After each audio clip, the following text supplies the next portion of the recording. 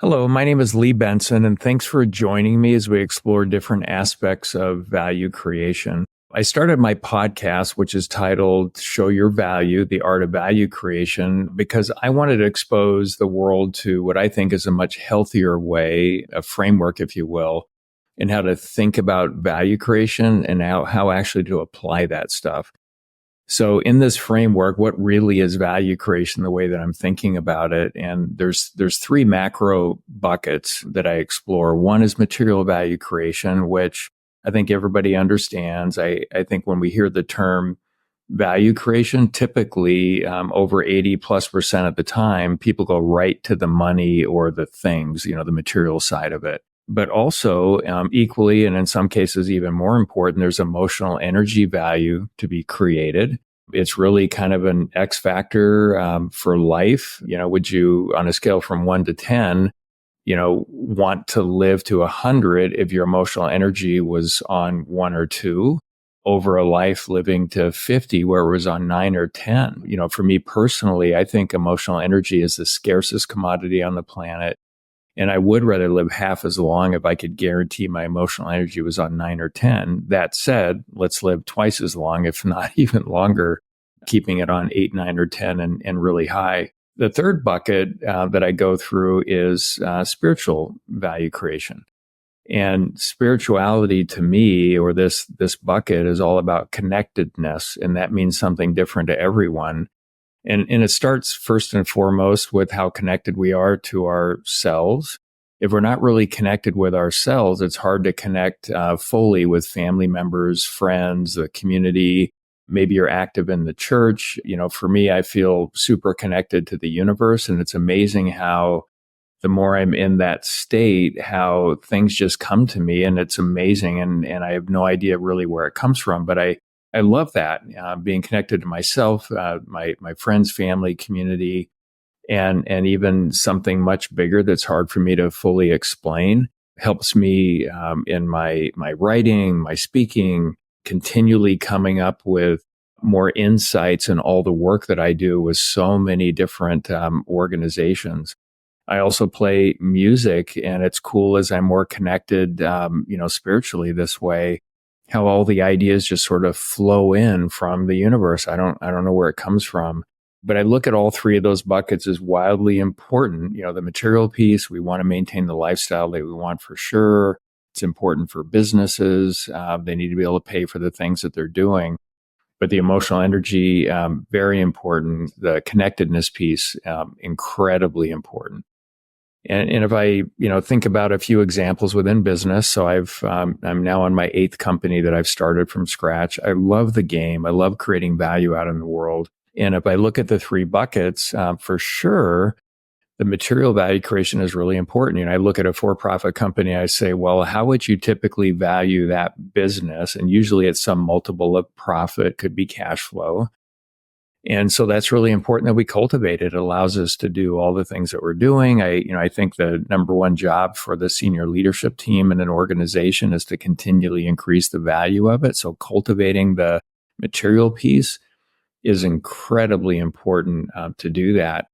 And then I look within the organization at the emotional energy. It truly is the X factor for leaders inside the organization.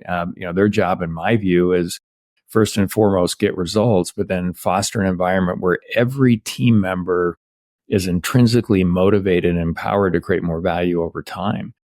And these leaders, we all create the environment from which everybody creates value. What does it feel like because of the emotional energy that the leader's infusing into that environment? Trying to get everybody to, in a way, act like the CEO of their own role. They're just super motivated. They're going forward. It feels really good to accomplish challenging things. That sense of accomplishment, self-esteem, all of it can come from there. So really important. I don't see a lot of leaders intentionally doing that, but the ones that do seem to always get the best results. And on the connectedness side, in the spiritual value creation bucket, there's a lot that organizations can do to strengthen the connectedness of all the team members. So rather than coming in and just making it transactional, everybody has a job, do what you agree to do, and show up for a paycheck and leave. what are the things that you can do to intentionally strengthen the community of team members and their family members? I've done things like one of my businesses, I put in a 10,000 square foot gym, and we had, out of about 500 employees, close to 400 working out with groups of other employees at least 2 days a week. And about half of those team members would have family members actually come in. So throughout the day, dozens of spouses coming in to work out. We had kids programs.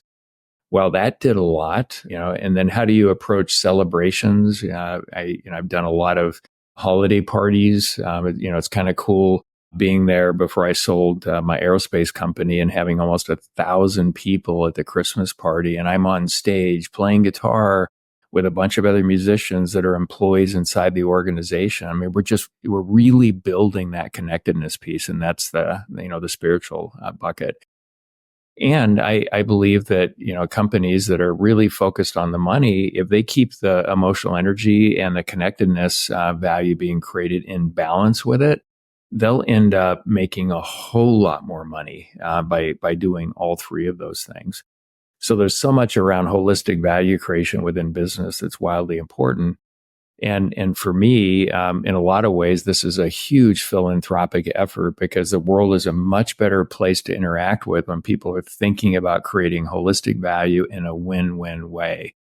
And some of the favorite work that I do is leading, groups of CEOs in my Execute Masterminds to continually increase the value of their organizations, and doing it through driving holistic value creation. And then we can go to the family. So what does value creation look like in the family?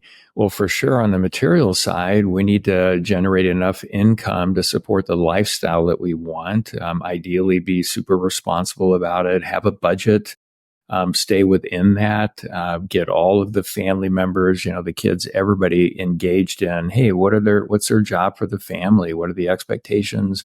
How do they contribute to the value that the family wants to create? In the material piece, it's important. It's wildly important.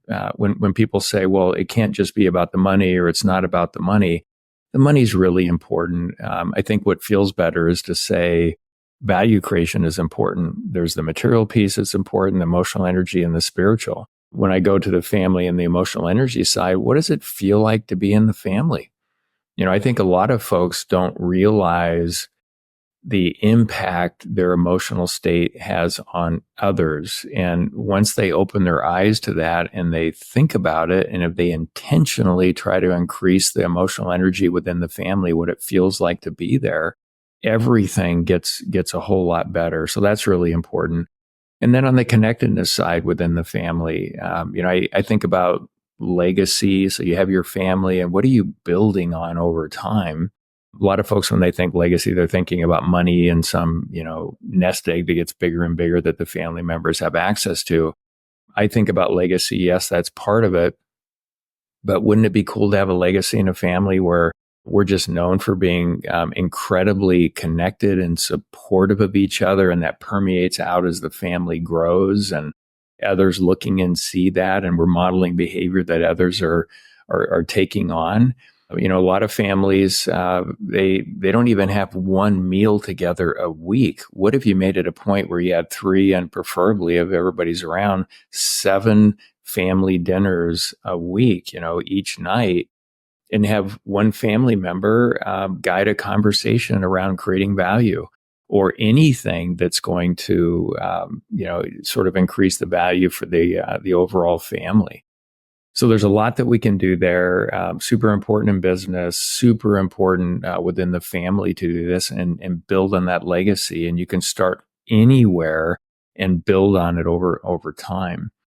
And, value creation to me is really a mindset. It's the lens that we look at everything. It's how we see the world. It's how we make decisions. And this value creation mindset, when I'm interacting with others, I'm always looking for the value. And I feel like, to a large degree, certainly in the United States, and I think this is happening around the world, and I've traveled most of it, we have a culture that seems to be, hey, what's wrong with people and things, and why stuff won't work, and catching people doing something wrong, proving that we're right. that thinking doesn't really, create the most value at all. And so I can watch somebody make a presentation, they can stumble, or they can write a really horrible book. But as I go through the book or I'm listening to the presentation, all I'm thinking about is where's the value, where's the value, where's the value? And there's always nuggets everywhere. I'm not going to focus in on a mistake that was made. Like what good is that? I mean, it really doesn't matter. Where's the value, and how do we actually build on that? And this is really, it's really a journey. So I don't think there's any end to how we can cultivate our ability to create value. Really no end to it. I think the challenge is keeping it in balance. And so what I mean by that is, if I'm cultivating material value creation and I'm really focused on that, and I'm a business leader out there in the world, and, for you listeners and how you think about that, what percentage of your time are you spending cultivating your material value creation capability, your emotional energy value capability, and your spiritual or connectedness value capability? And a lot of my friends that have started businesses and have become quite successful, it wasn't overnight. Never really was it overnight. There was always a long story as they were cultivating their abilities to create more and more value over time. So that took a long time. And what I've noticed as I go on this journey and I'm intentionally cultivating in all three buckets is it takes just as long, if you do the work, to cultivate incredible emotional energy value. And it takes just as long on the connectedness side. So it can feel a little bit clunky when you start this process. But once you do the work and you keep doing the work, and it's not just thinking about it, it's actually applying it in the real world to how you make decisions and how you interact with others, you'll eventually get on the right track. It takes less than a year, and then you can start accelerating. And if you consistently do the work, at least for me, what I'm noticing is every year that goes by, I make as much progress as twice the previous year. And then keeping it in balance, one example for me, in my work, I work with a lot of CEOs, senior teams. I have groups of CEOs that I work with. I also do a fair amount of investing in different organizations. And in the last year, there's a few investments that didn't go as we wanted them to, and we made decisions to shut them down. I didn't control these entities. I mean, this was something I invested in. And I lost in these few investments a little over $1 million. But I look at each one of them and go, well, what was the emotional energy created as we were all in the trenches doing the work to create the value we wanted to? We just kind of missed the mark on what the market actually wanted. And so there was a lot there. And then I think about the connectedness piece of it. It has exposed me to a lot more folks and opportunities that really enhance my life and strengthens, the connectedness value creation or spiritual value creation bucket for me. And this exposure to other opportunities easily, if I choose to get involved, will make up whatever I didn't make, losing this investment on these few opportunities in the last year. So it was wild for me to watch others that lost money, and it just freaked them out, and they were so upset and doing things that really, I would say didn't model the best behavior. And I'm sitting back going, wow, this was a really cool experience, and I can use everything I learned here to create even more value in the future, whether it's material, emotional energy, or spiritual.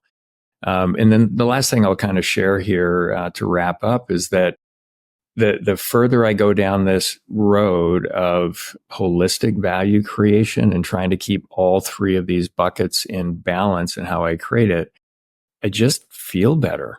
It's crazy. And in a world where almost everyone virtue signals more than they actually practice real virtue, this just feels a whole lot better. So as you go on your value creation journey and you get started, I encourage you to listen to more of my podcasts. I have quite a few amazing guests that talk about the value that they're creating and how they apply all of this stuff. And I hope that you'll really go forward and create a lot more value in the world, keep it in balance, and feel better.